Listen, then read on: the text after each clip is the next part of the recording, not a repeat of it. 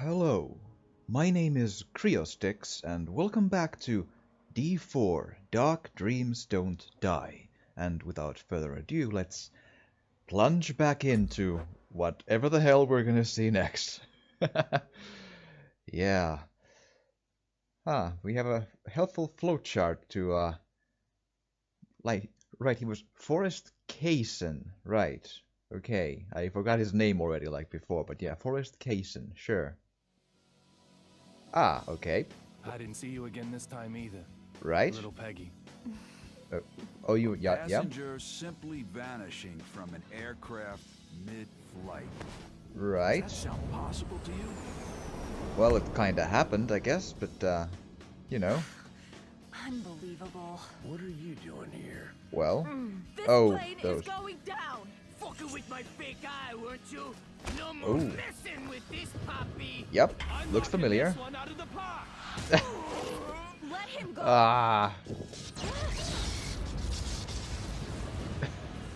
He vanished? Never talk to me again. Next time I'll break more than you watch. And the quiz dude, yeah. And then electricity happened, right. And, I mean, I'm not as sure, but maybe that was like a broken sunglass of the Derek Buchanan, but I'm not sure. Maybe. This is a story of a man with a very strange fate. Again, it's the same starting thing, but that was like a It's like I've grown quick fire wings. flashback of all such bizarre stuff I've been experiencing. Like, it's almost too much to bear. Oh man. Yep. And do we get the opening credit sequence again? Which, I mean, we already saw all the names of the dudes, right? So, do we get another one is the question. Episode 2, The Fourth Suspect. Well, let's see. Derek Buchanan, the Deborah lady, the crazy lady, well, I still say David Young is one too. I mean, he's a fucking D. I mean, come on, man. I mean, who knows? And the quizmaster person, the Chene man, his name isn't D, but his employee tag is D something something something. So there's that. So who knows, man? Right, yeah, stay in character, but I mean, how can I stay in character with a dude who is just fucked up and I don't know what he wants to say or do, man? Well, I'm sure it's not that important, but we have lots of medals and a floating ball. Oh, hi! You're from the beginning. And if Who are you, mister? if my guess went correct, you're like a child, little Peggy? Maybe. Hey, mister, who are you? My name is Creostix, I'm and you are David weird. Young. Right. Who are you? David? Yeah? You're David? Right. There's a spot-billed duck with her duckling over there. Okay. Let's play with them. Why? I thought I was electrocuted. Why am I... Second of all, like, I probably misunderstood something here, but I sort of assumed that, like, David Young maybe saw this place and then returned to the real world with the shoe, but that was probably not the case because, well, who knows? Reach the duck family. Great, yeah. But yeah, I don't know if you remember, but when I pressed pause while playing as that little girl, the pause screen said Little Peggy Young or something. So instead of what it says now, which is I believe David Young there, and that's why I think it's like, well, that's then Little Peggy as a child, that little girl. So that's my point. Okay, but let's go get a medal. Give medal. Has dull shine, I am sure. And I can... Someone left it here? Great. And I got credits. Good. Okay. And then... Can I... Oh. Boy. And now you're no longer... No, I pushed it away from you, which is... Oh. That's a... Yep. Sure. I got credits for it though. And I still don't really understand how that really works. Like, sometimes I get like credits for one time.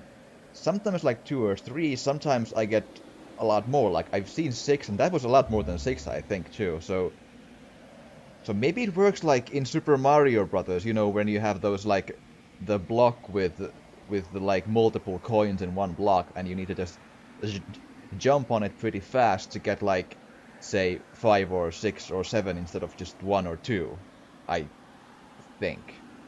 Like, that's my next guess, but I still don't know. This game is weird. Why do I get credits for pushing things?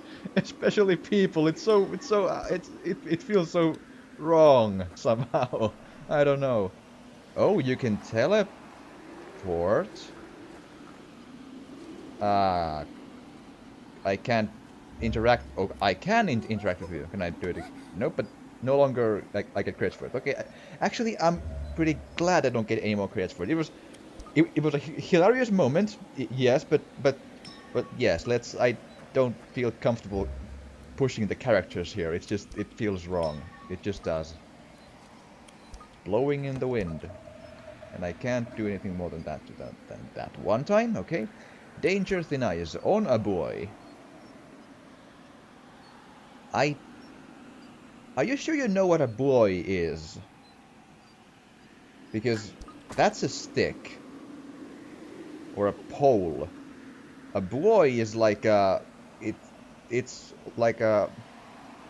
What's the word? Like a triangular triangle, you know, like... Or like a triangular pyramid, usually, in shape. Like, well, I guess a buoy can be a lot of things, but that doesn't, like, resemble my idea of a buoy. Let's say that one, yeah, sure. Anything here? And we have some intro credit sequences here again. Warning sign, yeah, and oh, I get front. And still, if you remember, I still feel weird about, like, how was I supposed to get that gold medal credit in the plane? You know, it was like in between, like, turn sequences, you know, where oh, great. Ah, are you sure you want to play with frozen ducks? It seems kind of cruel, man. Oh well. As I was saying, well, I mean, there's one too. Like, I think that's a medal right in the lower corner of the screen. I'll see if I can have it come up if I turn around from here. Like, that medal there. You see that? That one. About there. It's between 2 screens, and as far as I know, I can't... Oh, wait. Oh,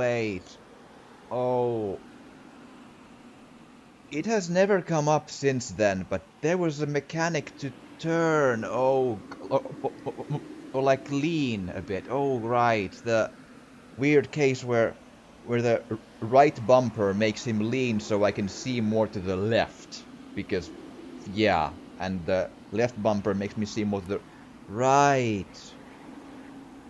I will admit, I utterly forgot about that. Like, somewhere in between the moments where I opened the door and the cat lady spit a mouse in my mouth, I forgot I could do that. It just was whisked away from my mind. Yeah. Oh well. Well, now I know. Crap, yeah, well, I mean, it's hopefully not that, like, serious. Okay. Right, I need to grab the bench. Okay, sure, let's grab the bench. Oh, quick time event, I wasn't expecting that. Oh, okay. Why did you need a quick time event for... oh, come on. I don't know, man. What are you doing here, David? That's my question as well. I'm looking for something. Your plot of the game? Something? Yeah. Something. Or- So, what is it? A lead. That will let me meet someone special. One more time. Oh. Lead? What does it look like? A clover? But isn't that at home? If that, like, that's I the don't know. only thing I can think of. What'll you do once you find it? The thing Roland was I'm- talking about. Oh. Oh. Gonna change the past. Yes, frozen duck statue. Yes, that's a observational Can't skills. change the past, David. Oh, hi. Little Peggy. Yes. You can't change the past. You do know that, don't you, David? Well, if we go No. into a dimensional rift, do you it. see. I'm going to change it. Time is always moving into the future. Well, that you say, but It's I'm- always been that way. But I'm not. You can't change the past. You just have to accept it. I belong to the past. Well, I'm dead, David. no! great. I am dead. Right. I'm Oh, the ice is gonna break again. Yes. dead. I'm dead. I am dead.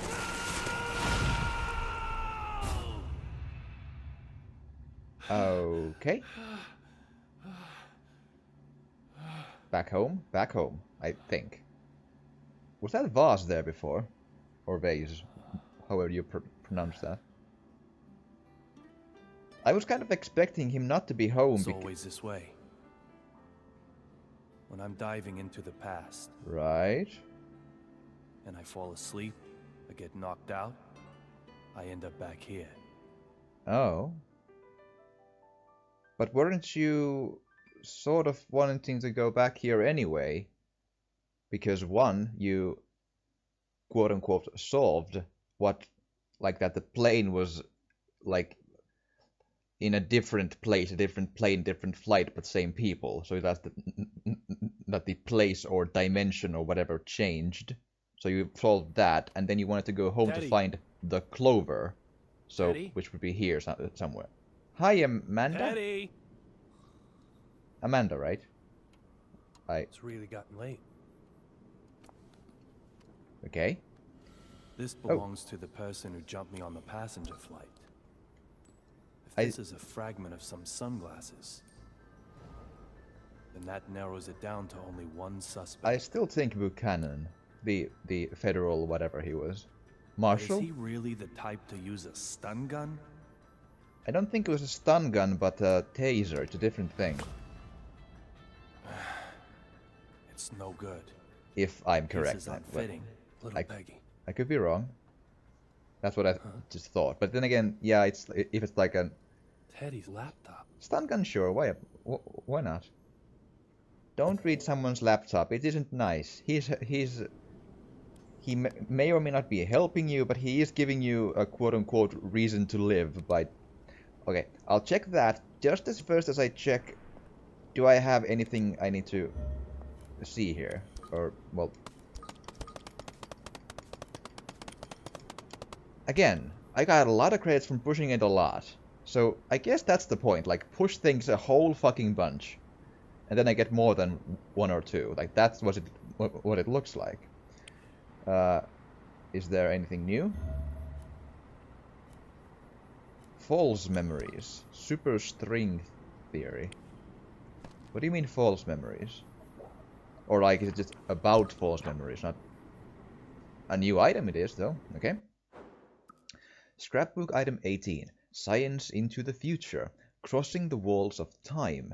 It has long been a dream of mankind to travel through time, from the past to the future or from the future to the past, as easily as making another kind of trip.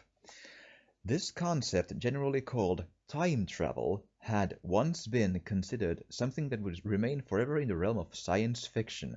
However, in recent years, a variety of research has been conducted into time travel, and it has been already proven that, theoretically, time travel is possible.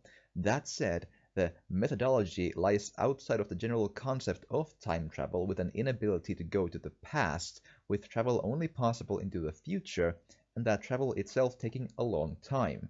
This kind of time travel into the future is theorized to be possible in a number of ways. In these pages, we're going to introduce a method of time travel that uses speed. There's a famous thought experiment called the light clock that deals with this concept. Imagine a tube with a light emitter at one end and a light receiver at the other. If the tube is 1 second long, a length that requires 1 second for the light to cover, the light will reach the receiver 1 second after the emitter emits it. If this tube is then moved sideways incredibly quickly, the distance the light from the emitter will have to travel to reach the receiver will become longer than 1 light second, and so the light should no longer reach the receiver in 1 second. However, the speed of light is uniform, and therefore the time it takes for a second to pass inside the tube will remain the time it takes for the light to travel between the emitter and the receiver.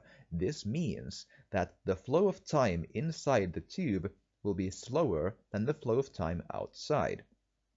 This means that if you were to create a vehicle that can travel at incredible speeds and then spend time inside of it, you would have traveled into the future once you stepped outside again. However, incredible cost and technology would be required in order to create such a vehicle, and so, unfortunately, it currently lies beyond the scope of human possibility. However, in the future, these issues may be resolved and time travel might well become a reality.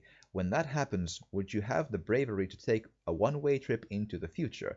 And what future would lie beyond a future in which time travel is already possible? Right. So, when you start pulling like scientific things at me, then it's kind of a problem that you started out with the lies about hockey and the Stanley Cup being almost stolen in 1999 and the Rodriguez player who actually never existed. So now I can't at face value just accept everything you're throwing at me. But with that said, I do know that time travel is theoretically possible into the future because it sounds so interesting. That's not the theory I've heard, although I have heard, like, in a way, from a lot of places that the if you go at like light speed or such and so, the people outside your vehicle will become will be old because you have spent less time than they have.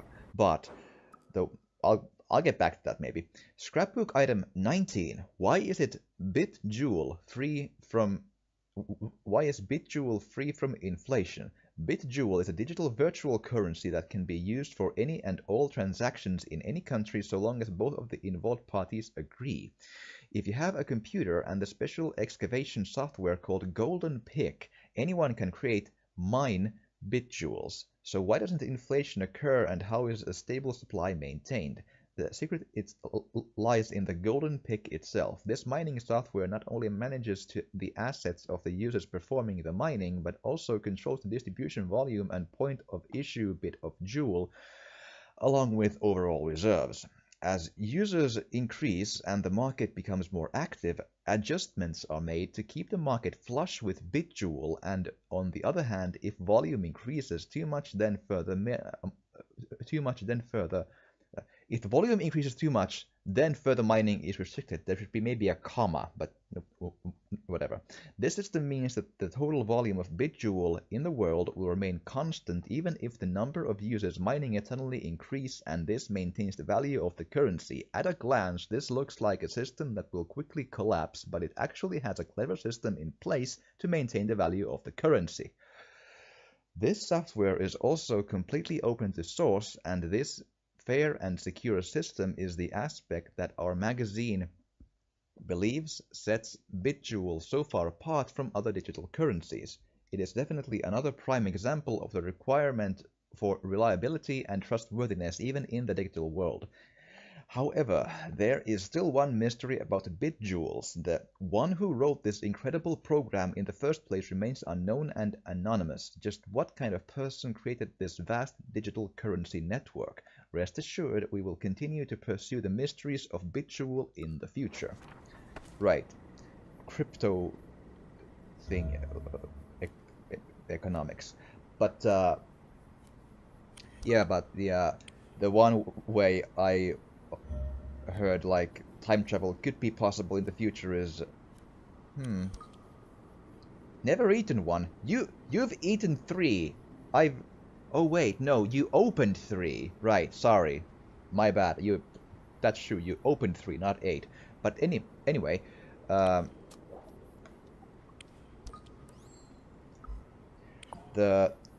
if one in the future would use... Don't knock it until you've tried it.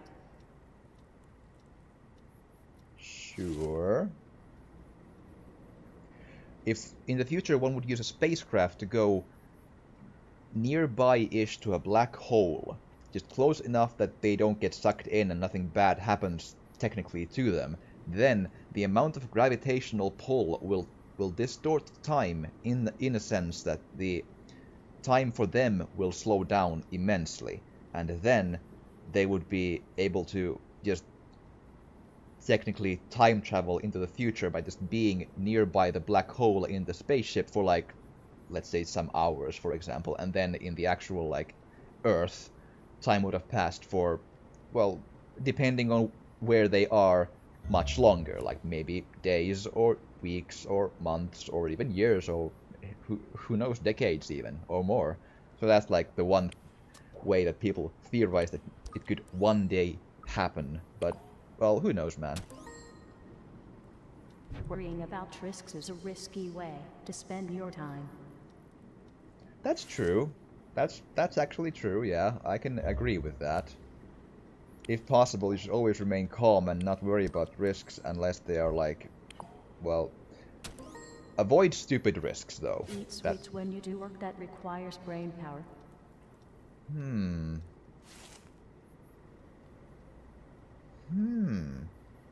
Maybe immediately, yes, but in the long run you need actual proteins to and grease to have your brain firing the way you want to, like say animal grease, like eat steak. But then right at the moment when you're doing stuff you need energy, then yes, but you know, that gives vision, I think. So I wouldn't use stamina to do that. Let's return to that if I need it. Question, do I have any of the crab whatever things in the fridge? Because my stamina is killing me.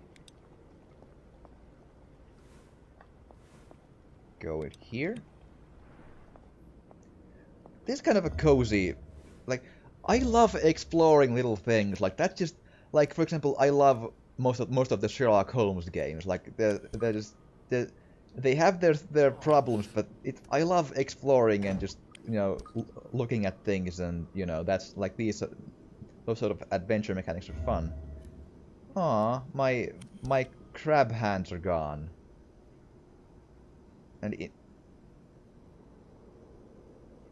the fridge wasn't even close by to this clean nor this full of liquids that last time. This is different. This is absolutely different. That's... That is weird.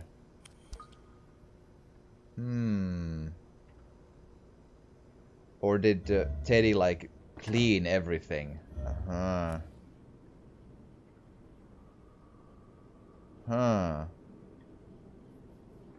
mean, I guess he could have if he's like a super nice guy, but I don't know. Something's off here.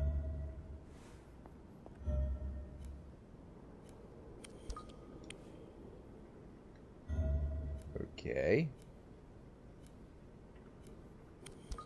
Right, but is it something... Eliminated suspects. Right? The first on the scene was Dr. August Oldman, the man who raised little Peggy. Right. Okay. The shot was so great, it turned his hair white overnight. Okay. That, sure. I guess that can happen in this game then. According to his testimony, by the time he found Peggy, I wasn't there anymore. Ah? As luck would have it, someone had already taken me to the hospital and stuck me in the ICU. Okay.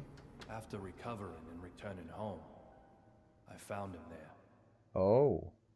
How did it come to this? Why do you talk like that? And your clock is like mine. Do you think the past can be changed? I guess he does, but why do you talk like At that? that moment, all I could do was stand there. Did But he give now, Did he give you his clock? Because now you have been wearing that clock that he was wearing in that flashback scene. And secondly, does that mean that you are time traveling from the bathtub in which your wife was found murdered? Because that is pretty freaky, man. Just saying that unless it really has to be that one bathtub, I wouldn't do that, man. That God, no. Does this do anything weird if You I... hear about David? Seems he has no memory of the night of the incident. According to his statement, the only thing he does remember Right? are the final words of the victim. What did she say? Look for D. Look for D. D? Bet you it's D for David. There we go. I mean, that's what I've been saying all along. But yeah, it really could be. It could be like a Silent Hill 2 case where like... Actually, I'm not gonna say anything more about that, but just in case you haven't played the game, because you should, it's fun. And scary.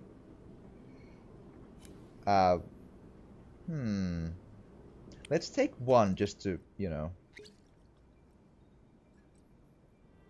do the sequence again, you know, to see if anything's different or something.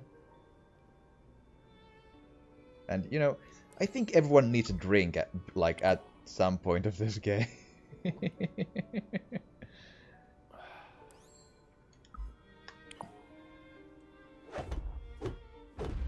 Right, with vengeance, yes. That watch. Right. You really do wear it every day. Right, but is it from... What was his name again? The foster father or the... whatever. I bought that watch with my first paycheck. But You said you'd treasure it forever. wait. So it isn't from the foster father. Is it just really, really similar and broken in the same way? I don't... For good luck. So you'll come back safely to me again, my David.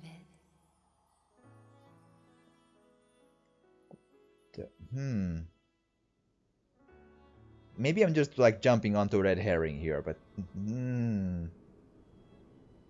I don't like being confused about a very clear detail that just screams what the fuck to me. Like, wait, just hold on a minute here.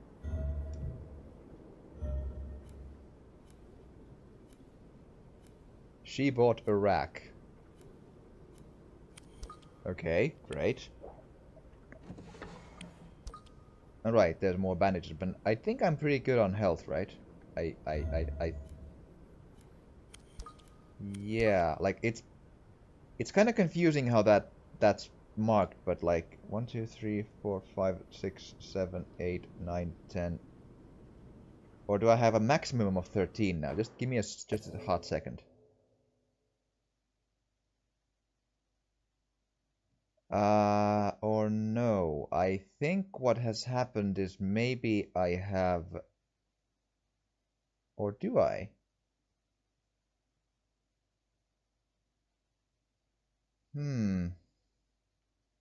I don't want to waste the bandages, but then again, that is marked in a really weird way, though. Well, I mean, I guess they'll just, I hope they'll just stay there.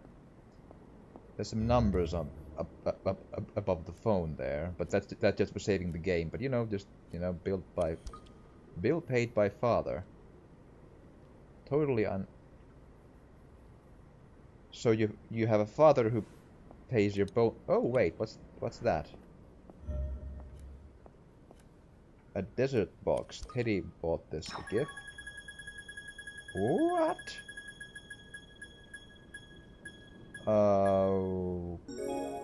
Okay. Saturday Night Fan.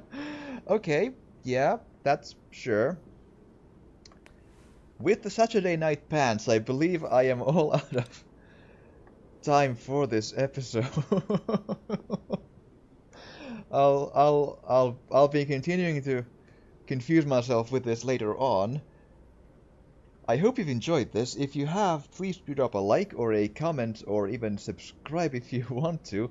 And thank you so much for watching, and I will see you again next time.